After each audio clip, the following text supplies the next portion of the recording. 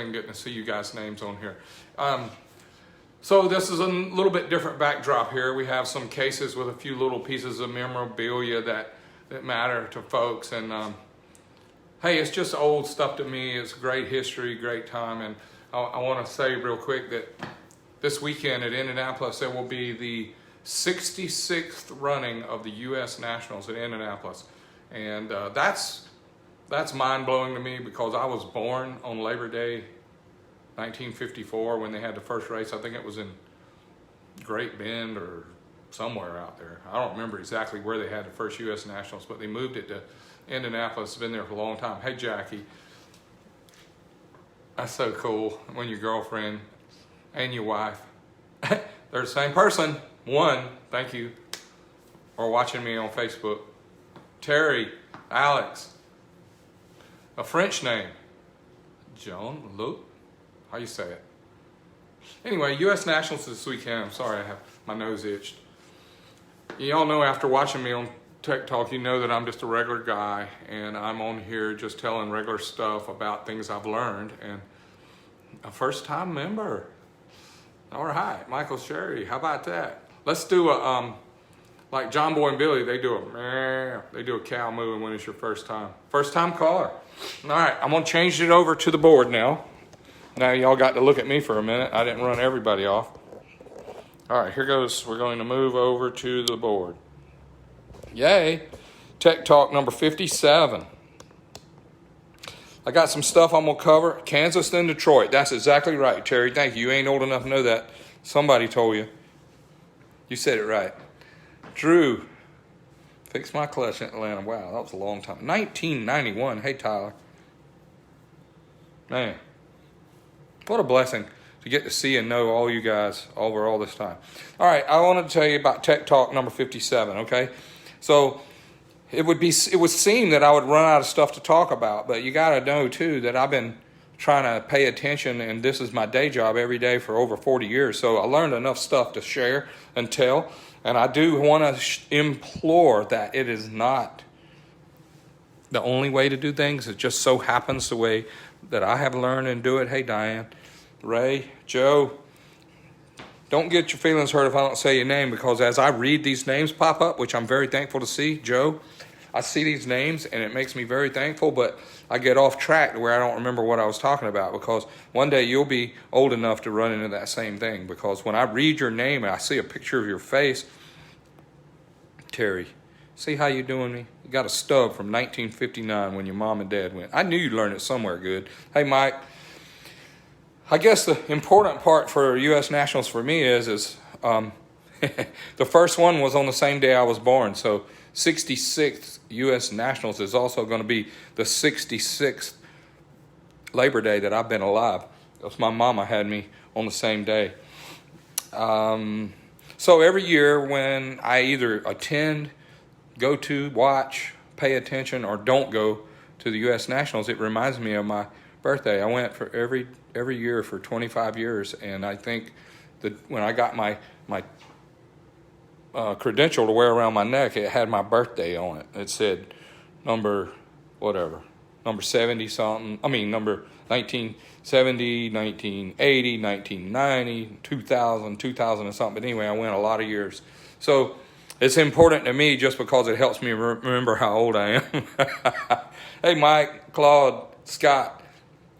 I drew a picture here of a Cutaway spark plug, and I want to talk about that for a minute. Let's get technical for a minute instead of all this, this kumbaya and all this lovey memories.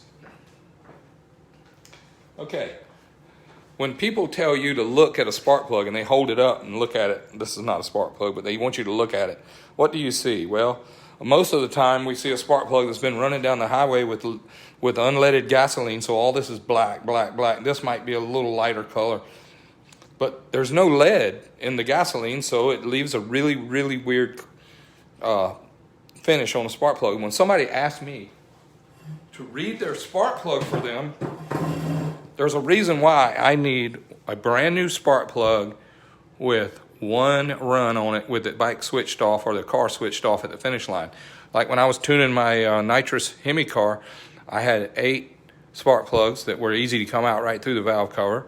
And I'd go through the finish line and shut the car off and coast to a stop. And then I would get out and pull and swap spark plugs on the side of the return road and put them in I had some new ones or some old ones with me, either in my pocket in my fire suit or either in a little box wrapped in a rag in the passenger seat. And I'd change spark plugs if I wanted to read all of them, or I'd have somebody pick me up and tow me back to the pits. But what I would look for is where was the fuel color on the spark plug. Remember, it's one run, tow it to the starting line, to the water box, fire it up, do the run, turn it off at the finish line. So the jetting or the timing mark was from the finish line on that one run. So what I would look for is a little bit of fuel right here. Now, people cut the spark plugs in half. They cut the threads off of them, or they get in here with a light and they look way down in here and they try to see what color this is down in here. And every gasoline has a little bit different color. So I want to share with you guys that this is where the fuel is. Now, after you run it and run it and run it, this you put 10 runs on a spark plug, it's useless for me to learn how to help you jet with them. You got a set of spark plugs come in at the shop and they have 10,000 miles on them, and you pull the plugs out and you say, hey man, can you look at my spark plugs and tell me how my engine was running? Well, not really. I can tell you that it was running, and I know you know that. But you want to see a fuel ring, and it's a color right around the base of the porcelain. Let me finish. This is porcelain. This is a pure white porcelain. This is steel jacket. Let me get the right color here. And you do know this is live, and I am flopping around because I'm not prepared. I'm just talking off the top of my head. This is threaded.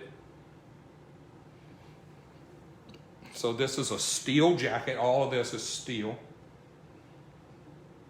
And the strap, the ground strap, is welded right here to the jacket. This is welded on.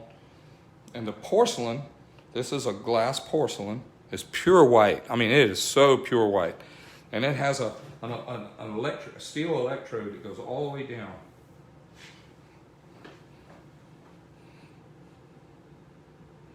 Well, that's upside down. So you hook the plug wire here. That's shortening up the body a ton. But the spark jumps here. And people ask me all the time, and say, well, what should I gap my plugs at? Well, somebody says that you need to gap your plugs as big as you can. And somebody says you need to gap your plugs as close as you can.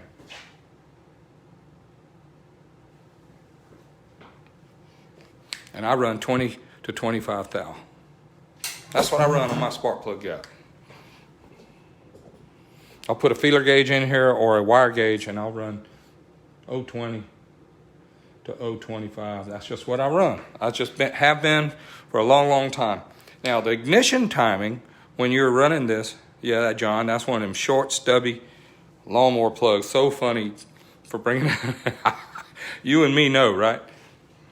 So if you're going to learn where the ignition timing is or where the burn pattern is, some spark plugs you can see there's a plating on this ground strap, and you can see it really nice. So if it looks like that the plating is burned back to here, your timing is really low. And when I say low, instead of being 30, it's probably about 20. And if your burn pattern is really, really nice, like on a nitrous engine, I like to tune them where the cad's burnt back here in the bend.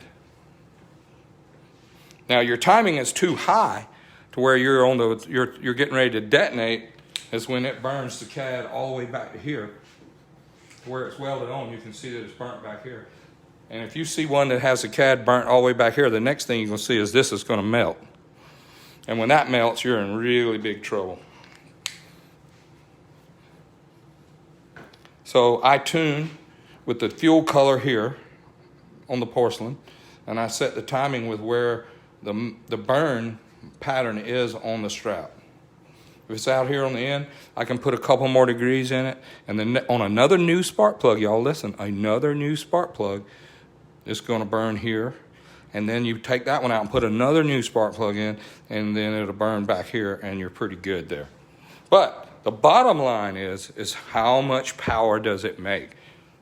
Does it make more power with the spark plug CAD burnt here, here, or here? And which one goes the fastest? That's what matters.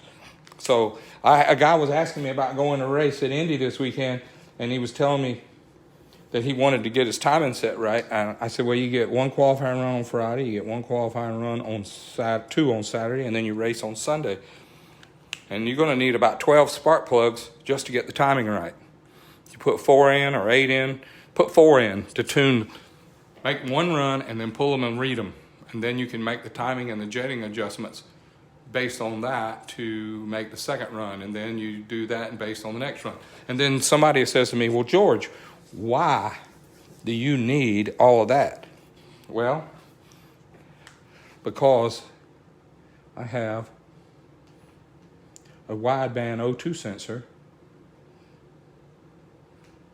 that's hooked up to my data logger, and it tells me what the O2 air-fuel ratio is in the pipe. That's good. Those work too. But what I like is I like for the O2 sensors, the wideband O2s, to tell me what the air-fuel ratio is, and I like to read the spark plug to back up the data. And then here's the bottom line. This is the bottom line. No matter what the spark plug says, no matter what the EGT or the O2 sensor says, this right here, this is the winner. This is the governor. This is the judge. If you got a guy that calls you up and he says, hey man, 13 to 1 is what you need. And another guy says, no, 12-8. Another guy says, no, we tune them at 13-4. Well, that's great. That's a good number to use as a starting point. But the bottom line is how much horsepower it makes, or how much time is it taking to go fast, and what is the mile per hour. These right here matter. How much power does it make? How quick is the machine, and how much mile an hour does it run? Now, when you have a number, an air-fuel ratio, it says 13.1 is what you had at the finish line, and you ran the most mile an hour, and you ran your quickest ET, and on the dyno it made the most power. Whatever that number is, that's yours. That's your benchmark number. You. Everybody's got a little different deal. It's a great place to start. People say, what do you tune in? I say, where it makes the most power. And they go, well, duh. I said, no, really. It might be 12.8. The O2 sensors are different. The spark plugs are different. The gasoline's different. The air-fuel ratio maybe got a little bit off. But what do you use as your judge or your governor? Well, when it goes the fastest. Now, I want to go over here and talk about tune requirements for a minute. I read on the internet and talk to people on the phone every day, and they're talking to me and say, I got a set of slip-ons. I got a pipe. I got me this new air cleaner. I got these new cams. And do I need to do a tune? Well, here's how it works right here. Brother, listen, you want to need a tune. If no change is needed, if you change any of these parts, there was no change received. I had a guy buy a part from me the other day, and he called me up and he said, hey man, I lost 15 horsepower. I said, wow, what did you change? I just changed the part and I lost 15 horsepower. And I'm like, man, I said, please bring me the motorcycle. Bring it to Americus, Georgia, and let me check it. No, what are you going to check? I said, I'm going to check the tune. I'm going to hook up my O2 sensors. I'm going to put new spark plugs in it. I'm going to run it wide open. I'm going to run it part throttle. I'm going to look at the spark plugs. And then I'm going to look at the O2 data, and I'm going to look at the horsepower output, and then I'm going to make changes to the timing, and I'm going to make changes to the air-fuel ratios, front and rear cylinder, and I'm going to find out where that 15 horsepower went. He said, well, I can do all that. I said, okay, well, you do it, and then give me some results. He said, well, I put it on just like you said, and I lost 15 horsepower. Okay, 15 horsepower ain't a lot to you, but on 100 horsepower or 150 horsepower motorcycle, it's a lot. That's, what's that, 10% on 150 horse. 10% is you can feel it. So he said it's running bad. Okay, well, the tune's wrong. I'll guarantee it. I'll bet your life on it. Yeah, yours. That the tune's wrong. If there is no change needed, there was no change received. Please remember that. If you put pipes on, you want it to be tuned wrong when you put the pipes on. If you put slip-ons on and there's no change required, what was your goal? You just wanted it louder?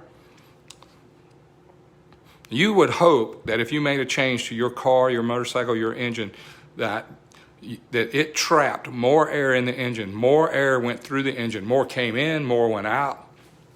And if it did, then a change is required, because in order to make more power, remember, this is another really important one. The only way we make power is with the hydrocarbons we burn. And it takes about almost 13-to-1 air / hydrocarbons burnt efficiently in order to make power. So you want to burn more gasoline. No, I'm not talking about ruining your gas mileage. I'm not talking about getting worse mileage. I'm talking about when you're trying to go fast, you want to burn more gasoline. You're going to need more air to burn more gasoline if you're going to stay somewhere close to 13-to-1 air fuel. And the perfect amount of power, the most mile an hour, and the best ET slip. It's not nice to point. Hey, Bobby. Yeah, we borrow from each other. That's how we've been doing our whole life, ain't it, brother? So, canned tunes. Canned tunes. I don't know what, somebody on the internet invented this. This is something that somebody's got on their computer. I have a lot of canned tunes, I guess, because I've been dynoing for my 20 years, and I got dyno maps. Maps are, I've got information based on all these different combinations we've done. So if a guy calls me up right now and he says, I'm going to get a pipe and a cam and an air cleaner, do you have a tune that you can send me? It's possible. I know there's guys on the internet that sell them.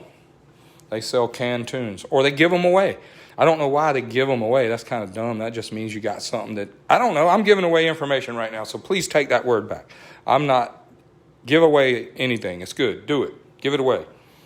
It's better to, I had a good guy tell me today, it's better to give than it is to receive. So a canned tune, let me tell you about a canned tune. That is a tune, not the tune. It is not the correct tune. It is not the exact tune requirements. It is a tune. That means one of many, a tune. Now, if you get a bike and you get a canned tune from someone on the internet and they email you a tune and your bike runs better, you were lucky. You were lucky. And if you make changes to your engine and there's not a tune required, you were also lucky, but you did not make more power. You did not go faster. I know, I got to land the airplane. I keep flying around, but no change needed to any tuning. There's no change received. Now, let me go to timing, because I get in arguments. No, I don't. I don't argue. I get in conversations with guys about auto-tune, and the bikes tune themselves, and the engines tune themselves, and we got closed loop and open loop, and I can just put this in my bike and I can ride around and it'll be tuned perfectly. It's not tuned perfectly, y'all. It's a data gathering device. It can monitor air-fuel ratios, and it can make suggestions, and some really, really cool high-end units can do the math for you and apply the changes as you go. That's good, but that only makes a change dictated by a person that wrote the math. In other words, if you tell the computer to set all your air-fuel ratios at 13-to-1, it can measure all the air-fuel ratios, and then it can measure where you are and what needs to change to get it. But every throttle position, every RPM, every map load needs a different amount of air-fuel. Now, this diagram that I drew right here, this is the crankshaft turning in this direction, okay? For the record, or for this drawing, this is clockwise, okay? Even in Australia, this is clockwise. Say the crankshaft rotates this way. So at TDC, the rod pin is here and the wrist pin is here, and right after TDC, the rod pin is here, and the wrist pin is a little lower. And then before TDC, the rod pin is before TDC, because remember, it's turning this direction. I'm trying to help you guys see what I'm trying to say here. Hey, hula hoops, Joe and Jimmy, auto maintainers. Yeah. None of them do the timing. Let's talk about the ignition timing, okay? They may be able to auto-tune or record your air-fuel ratios and maybe do some math and maybe apply some math to a program, but part of the tune is the ignition timing. Now, how many of you have ever heard of an EGT? Well, the people that race know that EGT is a probe stuck in the pipe. The people that have turbocharged cars, trucks, diesels, we have EGTs. That is, EGT stands for exhaust gas temperature. That means this will tell you, it will make a reading for you of what the temperature is right here. Ryan and Bill and you guys and some of you racers I see scrolling through, thank y'all so much. Thank y'all for tuning in, but I want to share something with you.